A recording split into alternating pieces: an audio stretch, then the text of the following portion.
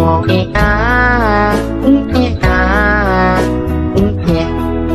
been a really, really messed up week. Some days told you, some days better. La la la, la la la. Tapi aku akan menceritakan dua kisah sekaligus ya. Cerita pertama adalah pengalaman Wawa kita ketika menjalani layanan home care ke rumah seorang ibu hamil. Terus cerita kedua tentang pengalaman omnya Wawa yang sama sekali tidak tertarik untuk menjalin hubungan dengan seorang wanita. Hai, wassalamualaikum warahmatullahi wabarakatuh. Terima kasih sudah klik video ini. Oke, jadi di malam Jumat ini seperti biasa aku akan membawakan kembali kisah horor Wawa part 166. Dan khusus malam ini aku nggak cuma nyeritain satu kisah aja, Wak, tapi aku akan menceritakan dua kisah sekaligus ya. Cerita pertama adalah pengalaman Wawa kita ketika menjalani layanan home care ke rumah seorang ibu hamil yang mengalami sebuah kondisi yang sangat tidak biasa akan melahirkan. Terus cerita kedua tentang pengalaman omnya Wawa yang sama sekali tidak tertarik untuk menjalin hubungan dengan seorang wanita. Dan setelah diusut punya usut, Wak, ketidaktertarikan itu ternyata ada hubungannya dengan benda antik yang si om ini simpan di dalam lemarinya. Nah, penasaran dengan kisah selengkapnya? Jadi tanpa berlama-lama kita langsung masuk aja ke ceritanya ya. Check it out. Tapi tunggu sebentar, Wak. Sebelum aku masuk ke kisahnya, aku mau sampaikan satu informasi penting nih buat Wawa kesayangan aku semua. Karena di sini aku pengen makin deket dan sharing lebih banyak dengan kalian. Aku mau mengundang kalian untuk bergabung di YouTube membership Nadia Omara. Dengan menjadi YouTube memberku setiap bulannya, Wak, kalian akan mendapatkan pertama, tambahan satu konten eksklusif dengan experience baru yang tidak biasa. Terus ada kalanya juga nih, konten eksklusif ini bisa menjadi tempat aku dan tim bisa lebih bebas berekspresi lagi, tanda kutip, dan juga menyampaikan informasi detail yang tidak bisa kami sampaikan di konten-konten biasanya. Dan selain itu kalian juga akan mendapatkan badges khusus di samping nama akun YouTube kalian. Dan juga nantinya kalian bisa saling komen dengan berbagai emoji khusus khas Nadia Omara Channel. Tapi ini nggak ada paksaan, Wak, ya, buat kalian yang mau-mau aja. Cara bergabungnya juga gampang sekali, Wak. Kalian tinggal langsung masuk ke halaman channel YouTube Nadia Omara, lalu klik tombol join atau gabung. Dan kalau sudah, kalian tinggal langsung melakukan pembayaran melalui dompet digital yang kalian punya. Udah selesai. Selamat bergabung dan selamat menikmati konten eksklusif dari kami di YouTube membership Nadia Omara. Kita tunggu kalian di room members only ya.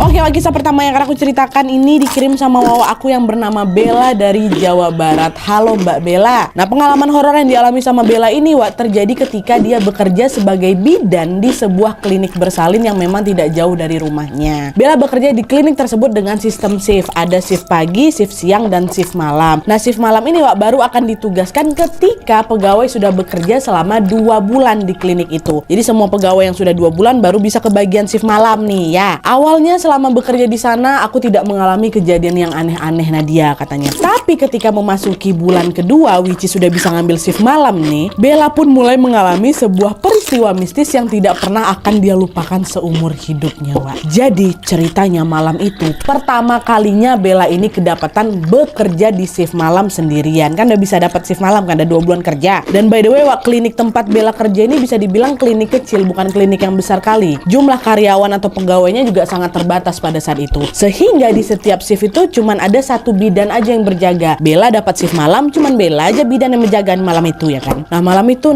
ketika jam 10 malam ternyata udah nggak ada lagi nih pasien yang datang ke klinik aku. Alhasil Bella yang sedang bertugas sendirian menutup sementara klinik itu untuk tidur bentar, ngantuk kali memang aku malam tuh, aku tutup lah bentar. Nah, pas lagi enak-enak tidur ini, Wak, sekitar jam 2 malam Bella tiba-tiba dikejutkan dengan suara bel klinik yang dibunyikan sebanyak 3 kali.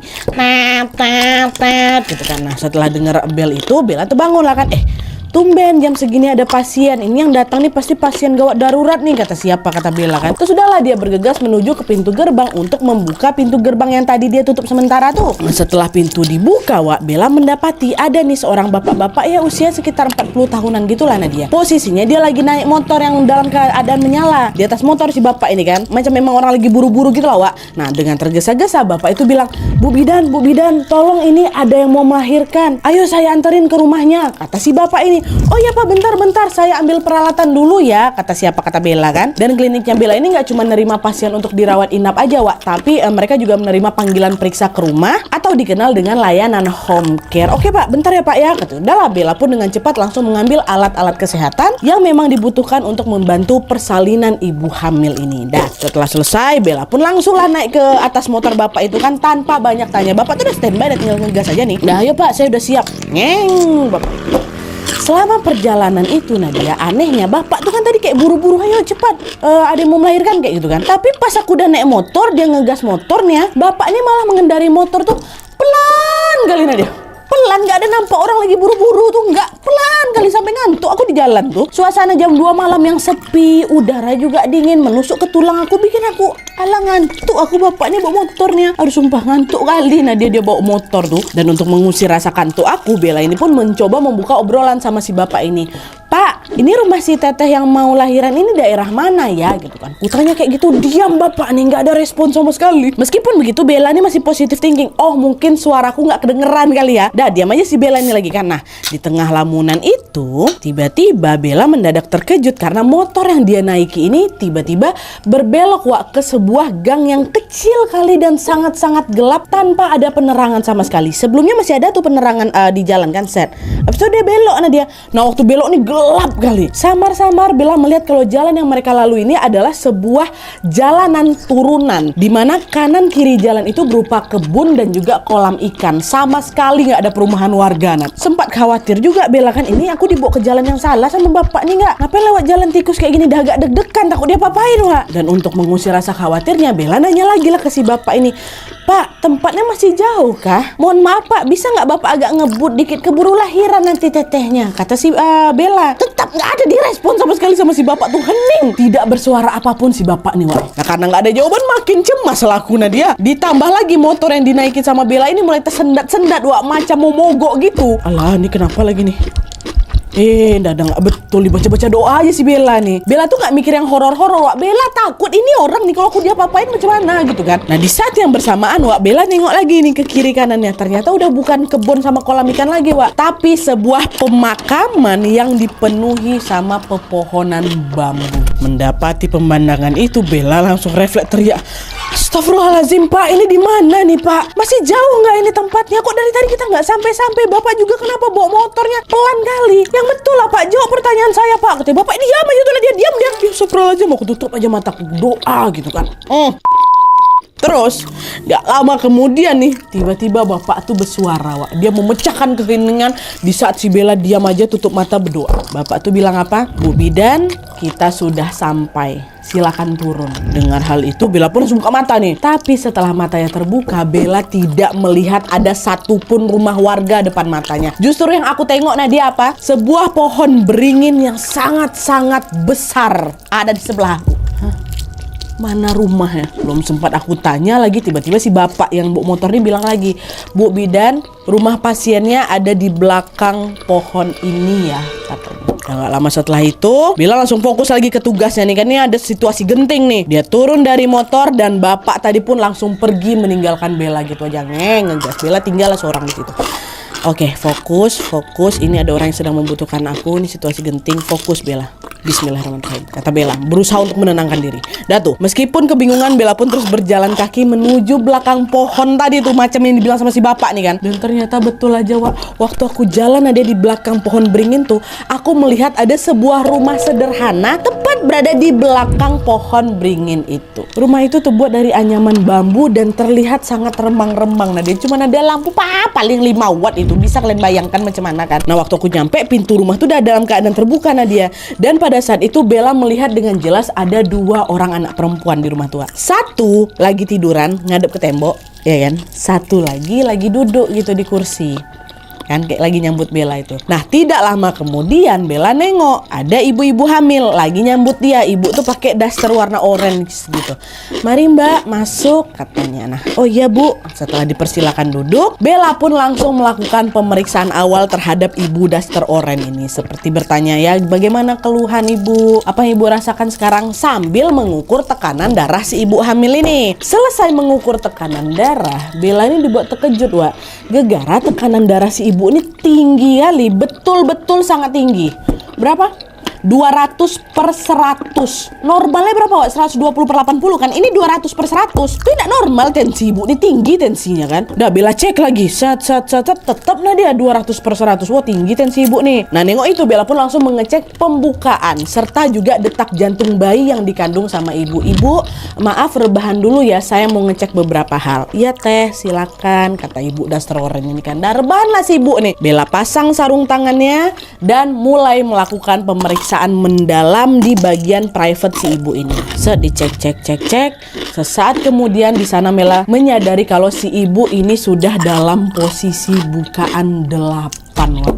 Which is bentar lagi udah mau melahirkan dia. Alangkah bahayanya melahirkan pada saat tensi setinggi ini karena dia bisa lewat ibu nih, bisa lewat juga anaknya. Tapi di sini Wak ya, yang buat Bella nih terheran-heran adalah detak jantung bayi ibu ini sama sekali nggak kedengeran. Udah meninggal apa anak ibu ini ya? Kok nggak ada detak jantungnya? Nah, Bella yang panik berusaha menenangkan diri. Dia bilanglah sama ibu, "Ibu, mohon maaf ibu jangan ngeden dulu ya. Ibu tahan, sekarang juga kita pergi ke puskesmas bu, biar ibu dapat penanganan lebih layak. Nggak bisa di sini aja bu. Ibu tenang, jangan ngeden bu ya," kata Bella. Nah, dengar hal itu, Wak, kalian tahu si ibu ini ngapain?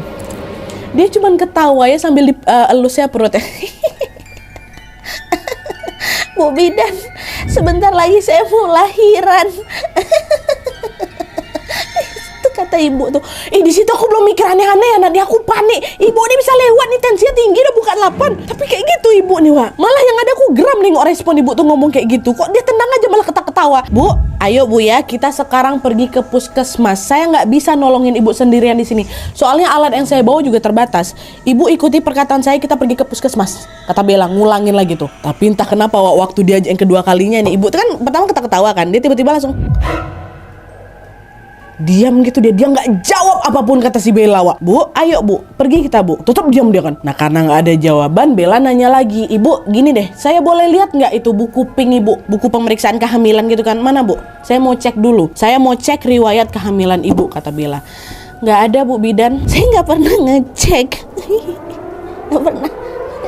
"Hah, ibu nggak pernah ngecek?" Dan tepat ketika dia ngomong kayak gitu, Nadia Bella pun langsung mengemas barang-barangnya sambil menjelaskan kalau, "Bu, ibu harus segera dirujuk ke puskesmas terdekat. Ini situasinya genting, tensi ibu tinggi. Nanti terjadi apa-apa sama ibu dan bayi ya, ibu dengar saya." Nggak juga dia respon sama dia tuh, Nadia diam dia lagi kan. Terus kemudian muncullah suami si ibu ini, Wak, dari dalam kamar mereka. Nah, nengok itu Bella langsung bilang juga ke si bapak ini, Pak, dengar saya Pak ya, istrinya harus segera dibawa ke puskesmas. Bapak punya motor kan? Ayo kita ke sana secepatnya sekarang juga Pak." Sama juga macam si ibu, Wak, respon si suami ini datar. Dia bilang apa? "Terima kasih Bu Bidan sudah membantu periksa istri saya." Tapi dia ngomong ini sambil jalan ke pintu, Wak. "Terima kasih ya, hati-hati di jalan Bu." Si bapak ini mengarahkan Bella keluar rumah, Wak. Aku langsung keluar lah Nadia. Dia ngomong kayak gitu kan, set keluar langsung ditutup pintu tuh depan muka aku. "Trat," kata si bapak nih. "Apa nggak melongok sih?" Bilang, "Loh, ini aku diusir ceritanya nih. Istrinya udah mau melahirkan sebentar lagi nih, ha." Diketok-ketok sama Bella kan, Bapak buka dulu Pak pintunya. "Halo Pak, Ibu permisi," katanya. Terus kalian tahu nggak, lama kemudian terdengar suara klakson sepeda motor, Wak. Yang tidak lain tidak bukan siapa? Si bapak penjemput tadi. "Tet," kata dia. "Bu Bidan, ayo." Katanya, bapaknya lagi. Betul diusir aku, Bah. "Ya udahlah," gitu kata si Bella. Wak, bingung lah dia. Meskipun dia keheranan dengan perilaku pasien yang mau nggak mau udah digitukan kan, Bella pun berjalan lah menuju ke arah si bapak itu dan naik ke atas motornya. Ya udahlah, kalau memang ini mau mereka. Aku udah coba ngomong berapa kali tuh. Aku udah ngomong juga sama suaminya, diusir aku yang ada. Dan naiklah Bella dari atas motor tuh, mau pulang deh nih, Wak. Sepanjang jalan aku hanya memikirkan kejadian ganjil yang baru saja aku alami. Tuh fungsi manggil aku nih apa nih? Aku loh baru ngecek kayak gitu aja, situasi juga lagi genting. Kenapa mereka nggak mau dibawa ke puskesmas? Diusir pula aku. Gimana nanti nasib ibu sama anaknya tadi ya? Kata si Bella kan. Nah, di tengah lamunan itu, Wak, tiba-tiba Bella mendadak dikejutkan dengan suara si bapak yang di depan yang biasa diam aja itu kan. Tiba-tiba ketawa deh. "Bu Bidan bingung ya." Katanya gitu. Aduh, merinding. Soalnya dia bisa baca pikirannya siapa ini Bella, dan soalnya dia tahu apa yang sebenarnya terjadi, Wak. "Bu Bidan bingung ya," katanya. Denger itu gantian aku yang ngediamin dia, Nadia. Karena memang posisinya pada saat itu Bella ini masih kepikiran sama nasib ibu hamil tadi, Wak. Dan sesaat setelah beberapa meter si bapak ini ngegas, Bella nengoklah ke belakang kan untuk memastikan di mana nih rumahnya, dengan maksud besok aku mau melaporkan ke klinik dan juga ke bidan desa yang lain supaya ibu ini langsung ditangani. Tapi kalian tahu, Waktu si Bella putar kepala mau nengok di mana letak rumah ibu ini, Wak, Bella dibuat terkejut karena pohon beringin yang tadi dia tengok tuh tiba-tiba hilang.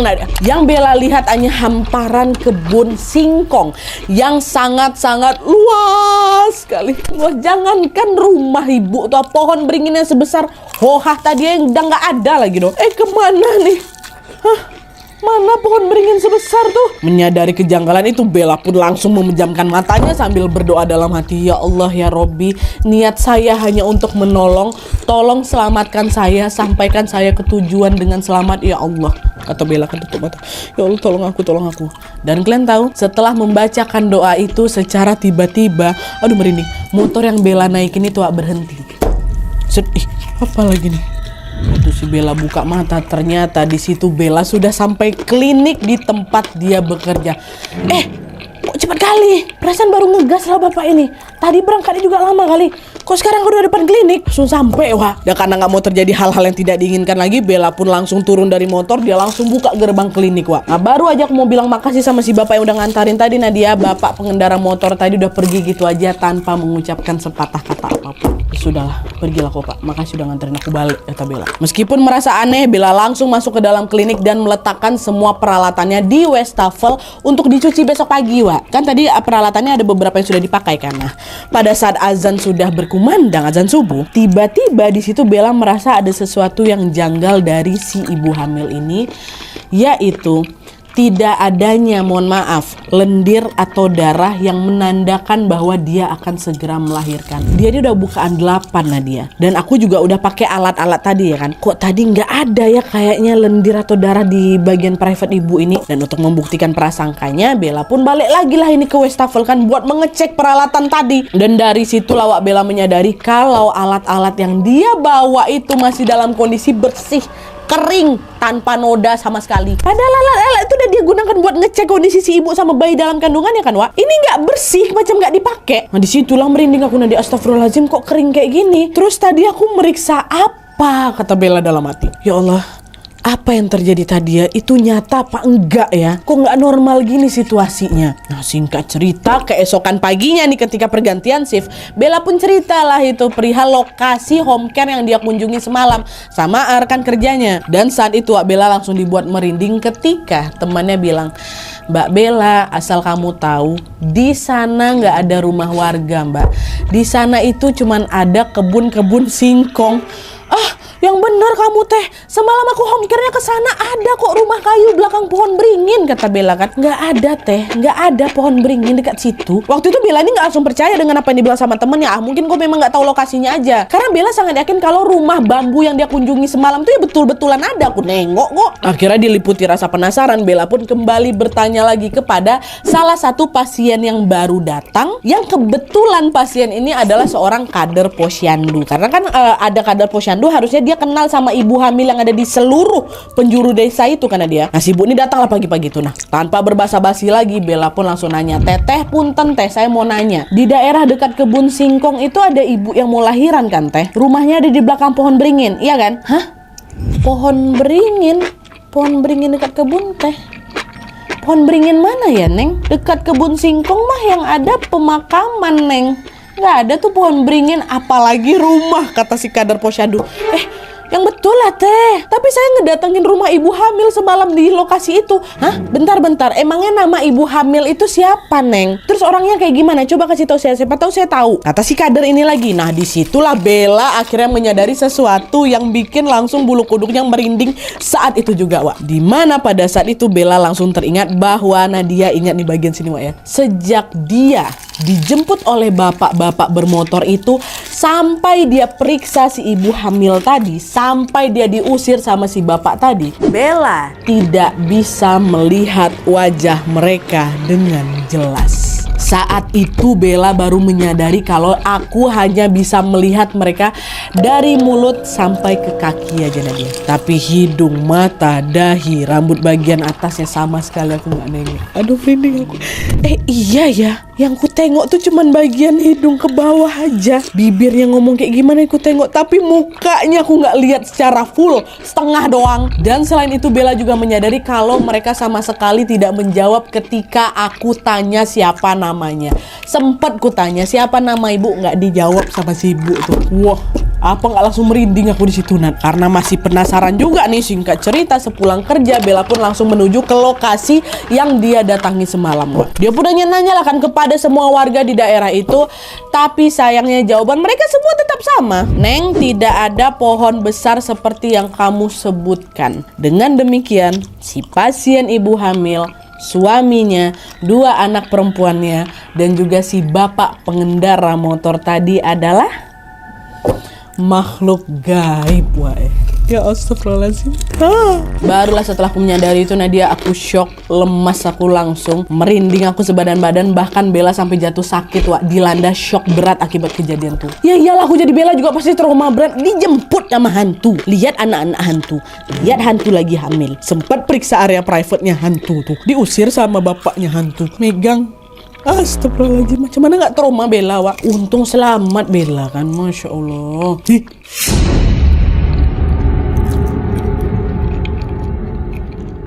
Oke, lanjut lagi ke cerita kedua, Wak. Jadi kisah kedua ini dikirim sama Wak kita yang bernama Ina. Halo Mbak Ina. Nah, jadi pengalaman horor yang akan aku ceritakan ini merupakan pengalaman mistis yang dialami oleh omnya Ina, yang kita sebut aja namanya Om Aji. Nah, jadi Om Aji ini merupakan adik kandungnya dari ibunya Ina. Sejak dulu Om Aji ini memang sudah diajak tinggal bareng bersama keluarganya Ina, Wak, karena ayahnya Ina sudah meninggal dunia. Jadi biar ada laki-laki di rumah gitu yang ngejaga Ina sama mamanya kan. Nah, apalagi Om Aji ini juga merupakan seorang pemuda yang sangat bijaksana dan juga berwibawa, Wak, dari dulu tuh, Nat. Dan berkat kebijaksanaannya itulah, Wak, ketika usianya baru saja menginjak 25 tahun, dia terpilih untuk menjabat sebagai kepala desa di desanya si Ina ini. Nah, tepat setelah menerima jabatan itu, Om Aji ini sering kali dinasehatin untuk segera menikah. Secara dia orang baik, dia mapan, punya jabatan lah pula di desa, ya kan. Apalagi punya istri lah lagi kayak gitu. Nah, tapi entah kenapa Om Aji ini selalu mengabaikan nasihat itu, Wak. Pada awalnya keluarganya Ina ini cuma menganggap kalau Om Aji memang masih pengen sendiri aja. Ya udahlah, biarin aja lah, lama-lama dia juga kepikiran buat nikah kok, pikir keluarganya Ina ini kan. Tapi ketika usia Om Aji sudah memasuki kepala 3, dia belum juga menunjukkan tanda-tanda mau menikah, Wak. Jangankan nikah, nah dia bawa pacarnya ke rumahnya, nggak pernah deket sama perempuan lain aja, nggak pernah sih apa si Om ini. Nah, ibunya Ina, which is kakaknya si Om, yang notice akan hal itu pun langsung negur lah, Dek, kamu tuh nggak pengen nikah po, makin lama kamu nih makin tua, masa nggak ada satupun perempuan yang kamu taksir? Banyak juga loh perempuan-perempuan desa ini yang aku tahu ngedeketin kamu, masa nggak ada juga yang nyantol di hati kamu gitu. Nah, waktu ditegur sama mamanya Ina ini kesinggung Om Aji, wah, marah dia, Nat. Dia bilang, apa sih Mbak, udahlah nggak usah ngurusin urusan pribadiku, mau aku nikah apa enggak ya itu bukan urusanmu, kata dia gitu. Marah dia depan aku tuh, ha. Dan tau kan, Nat, setelah dibentaknya mama aku kayak gitu, Om Aji ini mendiamkan keluarganya Ina ini selama berbulan-bulan lamanya, saking tersinggung kali di situ, Wak. Dan di sisi lain, sejak saat itu ibunya Ina dan seluruh keluarga besarnya Ina pun jadi enggan lah untuk menyinggung tentang pernikahan lagi kepada Om Aji, takut Om Aji ngamuk lagi nih. Pada saat itu mereka semua beranggapan kalau Om Aji mungkin pernah trauma karena pernah disakiti sama perempuan, kita aja yang nggak tahu. Tapi ada juga nih yang berpikir kalau Om Aji ini belum siap untuk berkomitmen jangka panjang aja lah gitu kan. Nah, hari demi hari pun berganti tanpa terasa.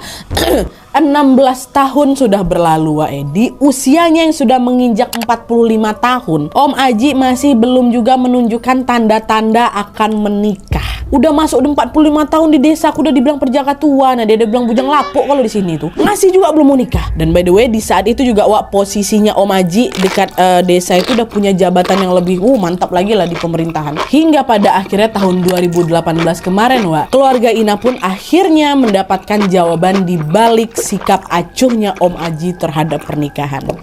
Kenapa dia?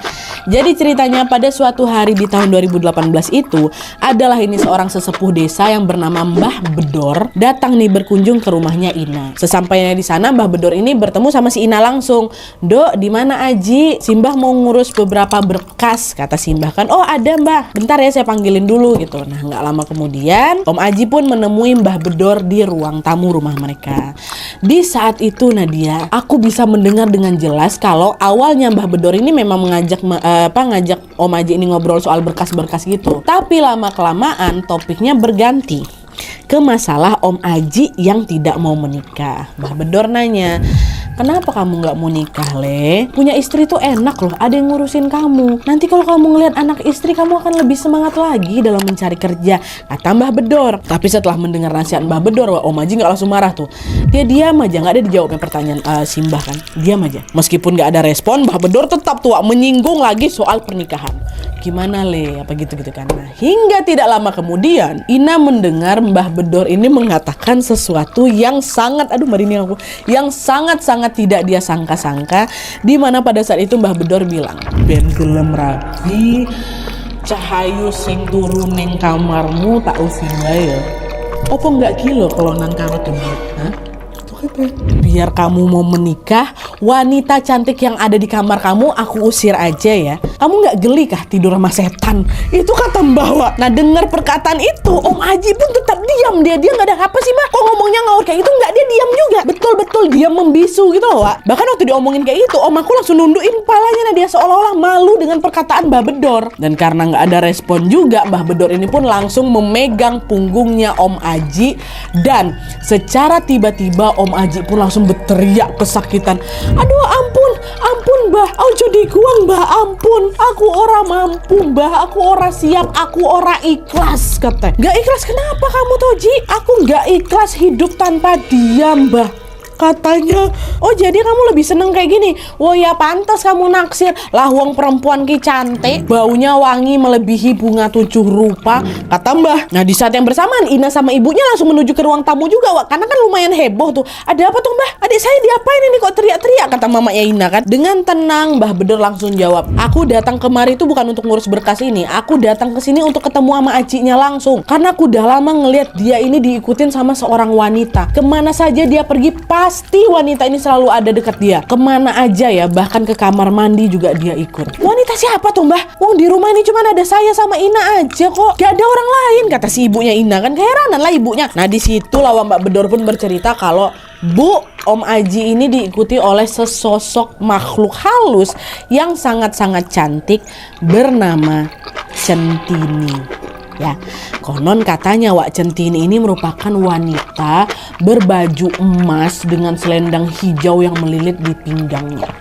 Dan dia memakai riasan adat Jawa, nah dia di mana rambutnya disanggul rapi serta di dahinya ini ada paes. Lukisan tinta hitam khas pengantin tuh ada di dahinya yang membuat dia tampak lebih sangat menawan lagi. Dan ternyata Centini ini merupakan penghuni keris antik yang dibeli sama Om Aji belasan tahun yang lalu. Nah, Mbah Bedor juga bilang Wak kalau ternyata Centini ini juga sudah lama jatuh cinta sama Om Aji. Makanya di situ Centini sengaja mengaburkan hatinya Om Aji agar dia tidak memandang wanita lain selain ke Centini. Dan di sisi lain Wak, Om Aji ini juga perlahan-lahan juga terbuai nih sama kecantikan Centini, sehingga dia ini nggak bisa lepas dari Centini. Dia sampai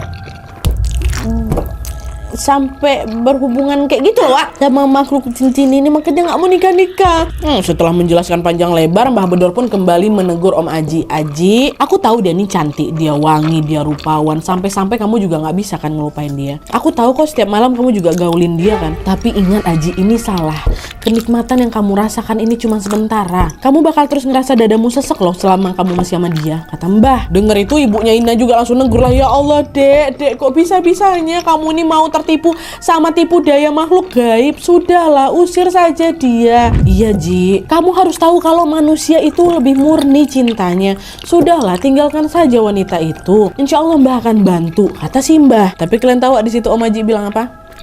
Enggak Mbah, saya belum siap ninggalin dia. Saya nggak ikhlas. Saya nggak mau. Terserah kalian mau ngomong apa. Karena Om Aji nggak mau wanita itu diusir dari tubuhnya, Mbah Bedor sama keluarga nggak bisa bikin apa-apa lah Wak. Karena juga baru diketahui nih ternyata sosok Centini ini sudah seperti duri yang mendarah daging di tubuhnya Om Aji. Centini ini nggak bisa main dilepaskan gitu aja Wak dari Om Aji, karena Om Aji sendiri belum mau atau atau belum ada keinginan untuk membersihkan dirinya. Jadi pengobatan apapun tuh tidak akan berhasil Nadia selama Om Ajinya sendiri masih ingin wanita gaib itu berada di sampingnya, kata si Ina kayak gitu. Dan 4 tahun kemudian sejak kejadian itu Wak, sampai si Wawa ini mengirim cerita ini di tahun 2022 lalu, kondisi Om Aji masih sama. Dia masih tidak tertarik untuk menikah dengan wanita sebenarnya, dengan manusia, dengan wanita biasa, nggak mau. Masih melajang sampai sekarang. Bahkan kata Ina, keris yang menjadi tempat tinggal Centini tuh masih dibungkus rapiin dia masih disimpan. Dia pakai apa macam kain bludru hitam gitulah dalam lemari. Masih nampak aku. Dan hal itu membuktikan bahwa apa? Om Aji ini belum betul-betul mau melepaskan sosok wanita gaib tersebut dari hidupnya, Wak. Astagfirullahaladzim, na'udzubillah min dzalik. Aku banyak sih Wak nemuin cerita kayak gini di email-email Wawa. Bahkan udah dibilang wujudnya sejelek ini loh, kok masih mau juga? Udahlah nggak apa-apa. Yang penting dalam mimpiku waktu saat aku berhubungan badan sama dia, dia seganteng ini. Nauzubillah min dzalik. Sampai kayak gitu Wak, tipu daya setan nih. Oke Wak, jadi itu tadi cerita dari Bella dan juga Mbak Ina. Yang satu tentang peristiwa horor ketika melakukan layanan home care untuk membantu pasien melahirkan. Satu lagi tentang omnya Wawa yang menjalin hubungan tidak lazim dengan makhluk gaib. Melalui dua kisah ini kita macam disadarkan untuk selalu beribadah agar dijauhkan dari gangguan-gangguan setan kan Wak. Karena gangguan setan ini bentuknya tidak selalu menyeramkan loh. Halo, tidak. Ada juga nih setan yang seolah-olah tampak mempesona hingga apa membutakan mata hati manusia. Semoga Allah Subhanahu wa taala selalu melindungi kita dari godaan dan juga gangguan setan Wak ya, amin ya robbal alamin. Dan selain itu ayo kita doakan semoga Bella tetap semangat menekuni profesi mulianya membantu ibu-ibu melahirkan. Dan juga ayo Wak, sama-sama kita doakan juga Om Aji supaya segera cepat sadar bahwa apa yang dia lakukan ini merupakan sesuatu yang tidak benar. Jangan ditiru Wak ya. Sayang loh Om Aji, jabatanmu udah mantap, uang udah banyak, mapan, kok baik, berkarisma, tapi kok ya binimu setan. Semoga tobat, semoga disadarkan, amin ya rabbal alamin. Oke, wah jadi sekian dulu videonya. Terima kasih banyak yang sudah menonton. Kalau kalian suka video ini, klik like-nya. Jangan lupa komen di bawah untuk ide dan saran-saran untuk video selanjutnya. Jangan lupa nyalain notifikasinya supaya kalian tahu kalau upload video baru. And as always, jangan lupa untuk klik tombol subscribe supaya kalian sama-sama tahu informasi menarik dan menegangkan dari channel aku. See you next video, Wak. Bye.